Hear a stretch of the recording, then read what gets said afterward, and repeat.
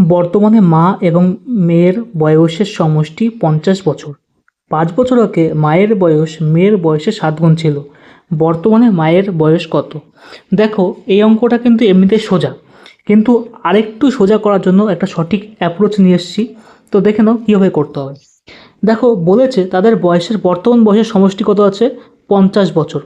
আর 5 বছর আগে ছিল মায়ের বয়স মেয়ের বয়স 7 গুণ। তাহলে আমরা এখানে লিখতে পারি 5 বছর আগে কী ছিল, তাদের রেশিও কত ছিল? মায়ের বয়স একটু মেয়ের বয়সের রেশিও ছিল হচ্ছে 7:1। 5 বছর আগে, কত বছর আগে? 5 বছর আগে, দুজনেরই 5 বছর আগে।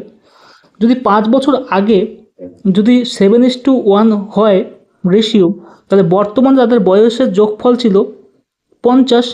5 বছর করে দুজনের, মা এবং মেয়ে, অর্থাৎ 5 বছর আগে তাদের বয়সের যোগফল কত হচ্ছিল? -10 করে দিলাম, সমান 40। তাহলে আমরা করতে পারি 7x আর 1x এদের যোগফল কত হচ্ছে? 40 আমরা করতে পারি। যেহেতু 5 বছর আগে বলেছে, 10 বছর কমে যাচ্ছে 50 থেকে, 40 করতে পারি। তাহলে দেখো এখানে 7 এবং 8, 8x সমান হচ্ছে কত? 40। তাহলে x সমান হচ্ছে 5, 5 8 40। x সমান কত হচ্ছে? 5, 5 8 40। তাহলে দেখো এইখানে দেখো, তাহলে এই 5টাকে আমরা এখানে গুণ করতে পারি। 5 7 কত? 35। 5 7 কত? 35। এটা ছিল 5 বছর আগে তার মায়ের বয়স ছিল 35। তাহলে 5 বছর আগে ছিল 35, 5 বছর পরে গেলে বর্তমানে চলে আসবে। তাহলে বর্তমানে তার বয়স হয় 5 যোগ করতে হয় 35 আর 5 40 বছর। এবং মেয়ের বয়স কত হচ্ছিল?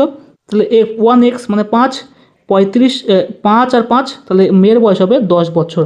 তাহলে দেখো টোটাল আমাদের সেই 50 বছর দাঁড়িয়ে গেল।